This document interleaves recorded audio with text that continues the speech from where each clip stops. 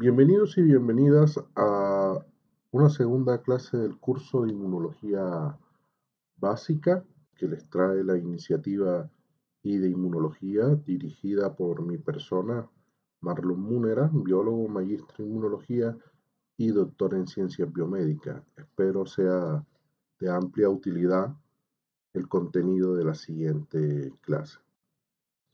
El día de hoy vamos a hablar de lo que corresponde a células de la inmunidad. En la clase pasada mencionábamos diferentes generalidades de lo que es el sistema inmune, cómo hace para reconocer, qué elementos utiliza para detectar y discriminar algo propio de algo extraño, algunas de las características de lo que es la inmunidad innata y la inmunidad adaptativa. En esta ocasión vamos a revisar algunas de las células que componen a lo que se conoce como el sistema inmunológico.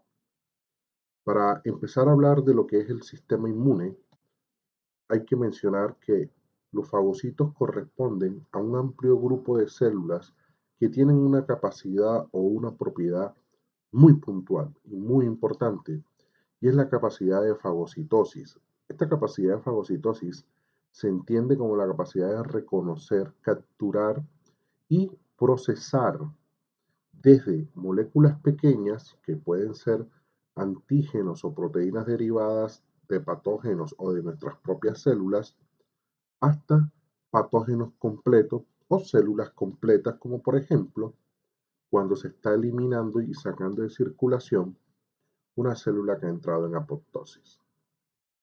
Entonces, dentro de estos fagocitos podemos encontrar unas células conocidas como neutrófilos y macrófagos, que son las conocidas como las mejores en esa capacidad de fagocitosis.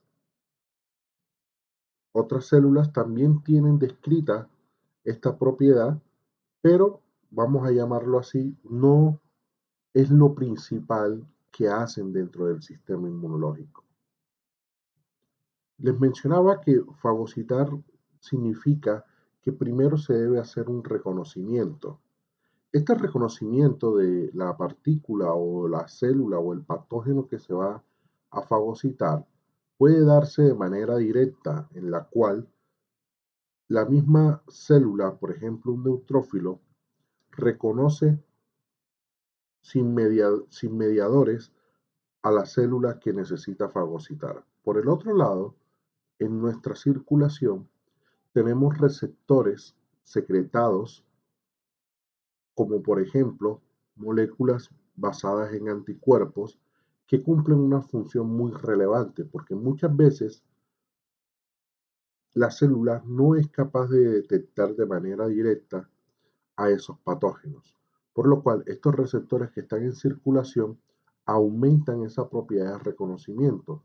En inmunología llamamos a esa capacidad de reconocimiento opsonización. Entonces, cuando escuchemos el término opsoniza, significa que una molécula que está en circulación se ha unido a la membrana de una célula o un patógeno y la ha marcado para degradación. Esto es una de las formas en cómo el sistema inmune ayuda a discriminar qué se debe destruir y qué no se debe destruir. Una de esas proteínas que, por ejemplo, ayuda a esa opsonización son las proteínas C1q, proteína C reactiva. ¿Estamos? En el caso de la proteína C reactiva, son conocidos también dentro del grupo de los reactantes de fase aguda, pero esos son temas para otra clase. Solamente hasta acá el mensaje es: el sistema inmune, para poder fagocitar, muchas veces primero debe opsonizar, o sea, debe marcar para discriminar qué se debe destruir y qué no se debe destruir. Entonces mencionaba en la clase anterior, que correspondía a la primera del curso, que nuestras células a nivel inmunológico y para otras circunstancias también tienen un origen en la médula ósea, que tenemos un origen mieloide, un origen linfoide. ¿Estamos? Entonces, aquí es importante entender que esos fagocitos pueden darse desde el origen mieloide y el origen linfoide. A nivel del origen linfoide, vamos a tener las células dendríticas, que también les mencionaba que pueden estar en el lado mieloide, pero aquí en la línea mieloide es donde vamos a tener, digamos, los principales grupos de fagocitos, como por ejemplo los neutrófilos y los macrófagos. Pero es importante señalar también que a pesar de que nosotros hablamos de lo que es la inmunidad innata y la inmunidad adaptativa, estos no son dos conceptos totalmente diferentes entre sí. No significa, y hacía esa mención también en la clase pasada, que no es que cuando la innata fracasa, la adaptativa empieza y la innata deja de participar, sino que las células de ambas líneas, de la innata y la adaptativa, tienen una capacidad de coordinación muy elevada para lograr que ambas inmunidades cooperen para erradicar, por ejemplo, una infección. Y aquí también entran los fagocitos. Hay que mencionar que, por ejemplo, cuando los macrófagos, los neutrófilos capturan un patógeno, los restos de este patógeno necesitan presentarse a linfocitos T, por ejemplo, para lograr una activación de la inmunidad adaptativa y que ella sepa hacia qué se debe activar. Esto es un elemento muy importante, ya que esos linfocitos T no pueden activarse de manera indiscriminada. Necesitan entender contra qué se van a activar para sí mismo generar una respuesta inmunológica de manera específica. Entonces, podemos decir que los fagocitos constituyen un puente entre la inmunidad innata y la inmunidad adaptativa. Otro concepto muy importante para entender esto de lo que son las células de la inmunidad es que ellas están representadas en cierta proporción dentro de la sangre. Esa representación tiene también, voy a llamarlo así, y esto es a título personal, una justificación evolutiva. Vamos a usar ese término. Por ejemplo, en el caso de basófilos, si nosotros notamos, los basófilos apenas tienen un 0.4% de representación en la sangre humana. Esto tiene, vamos a llamarlo, cierta explicación, ya que los basófilos, como van a ver a continuación, son células que cuando se activan generan demasiada inflamación y esa inflamación puede terminar condenando la integridad del propio cuerpo. Asimismo, tenemos células como los neutrófilos que están en mayor proporción que otras células. Esta mayor representación de estas células en sangre nos va a garantizar que la inmunidad innata logre tener una presencia y una actividad bastante elevada desde el comienzo de la infección. Entonces también estos fagocitos vamos a clasificarlos en dos grandes grupos, lo que se conocen como los fagocitos profesionales, que entre ellos vamos a tener los macrófagos, y una cosa muy importante para entender estas poblaciones celulares es que ellas pueden estar presentes en diferentes órganos y tejidos, desde por ejemplo el hígado, los pulmones, el vaso, el timo y la piel. Entonces tienen una alta representación en las zonas anatómicas del organismo. Lo que va a variar dentro de estas zonas anatómicas es que los macrófagos pueden adaptarse dependiendo el ambiente circundante en esa zona anatómica y que además no todas las zonas anatómicas están expuestas al mismo tipo de patógenos. Y tenemos fagocitos que, vamos a llamarlo, no son profesionales. Esto significa que tienen cierta capacidad fagocítica, pero esa capacidad no es lo suficientemente elevada para lograr una captura eficiente de patógenos o de material particulado. Pero empecemos a hablar en materia de las células del sistema inmune. Una de las primeras cosas que hay que mencionar, vamos a hablar de los neutrófilos. Los neutrófilos son también llamados leucocitos polimorfonucleares. Esta denominación va a referirse al, a la forma en que están distribuidos sus núcleos y sus lóbulos que lo conforman. Asimismo, son de las poblaciones celulares más abundantes en la circulación. Son las primeras células, vamos a decirlo, en entrar en contacto con los patógenos.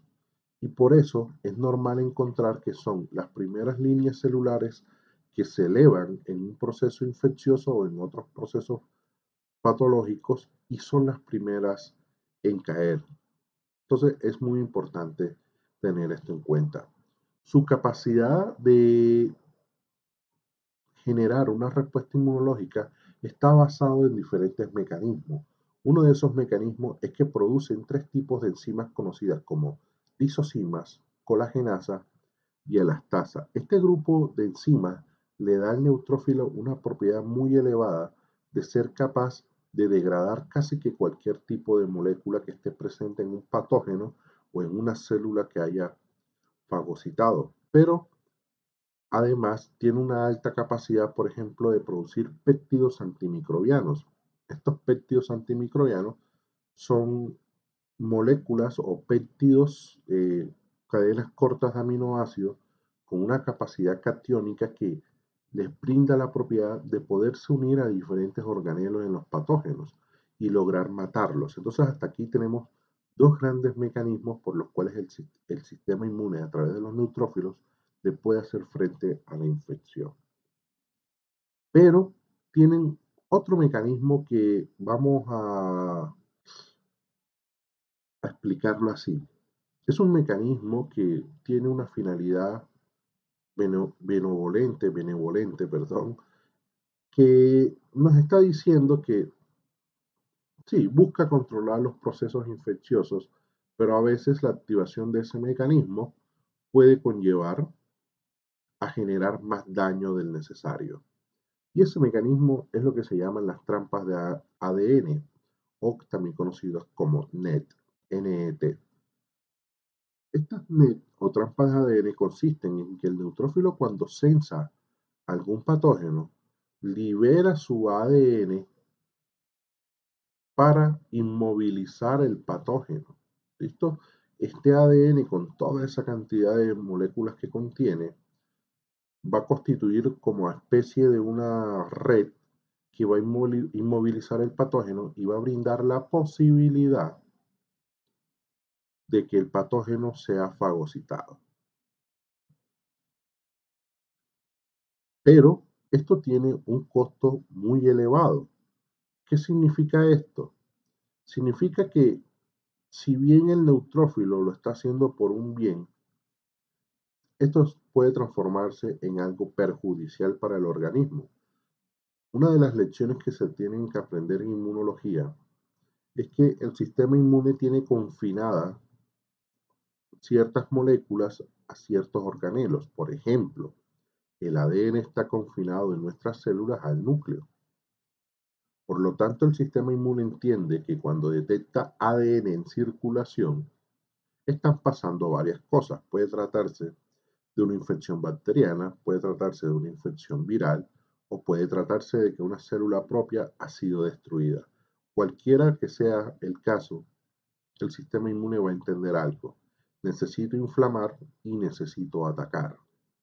Este es uno de los problemas que inducen esas trampas de ADN, que cuando ellas se activan, el sistema inmune, como no está acostumbrado a detectar su propio ADN en circulación, va a creer que ese ADN pertenece a un patógeno o se ha producido en circunstancias peligrosas y va a empezar a atacarlo.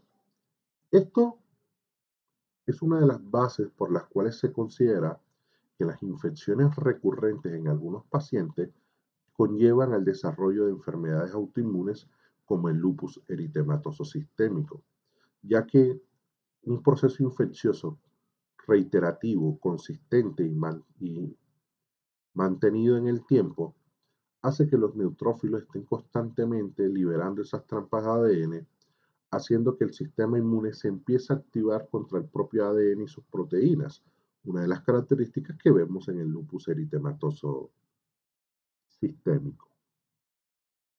Pero la acción de estos neutrófilos no solamente se detiene ahí, sino que en algunos casos, cuando las infecciones llegan a volverse muy diseminadas o a volverse sistémicas, el papel del neutrófilo se hace bastante indeseable. ¿Qué consiste esto?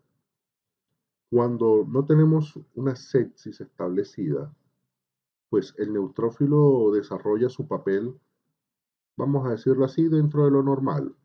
Ayuda a captar patógenos y ayuda pues a sobrellevar la infección de buena manera. Sin embargo, cuando esa infección se sale de curso, logra desarrollar una sepsis severa, el neutrófilo aquí también se puede volver otro enemigo más, haciendo que, por ejemplo, los capilares oclusionen, o sea, se dañen. Esto va a conllevar a un daño endotelial, va a llevar a una hipoperfusión y esto se va a traducir en daño a nivel de pulmón y a nivel de corazón. ¿Estamos? Entonces, aquí estamos viendo que la activación de esos neutrófilos no es tan afable, no es tan deseable siempre. Entonces, esto es una de las cosas más importantes que hay que entender sobre los neutrófilos. Entonces, hasta aquí la primera parte de la clase número 2. Den a continuación clic en la segunda parte.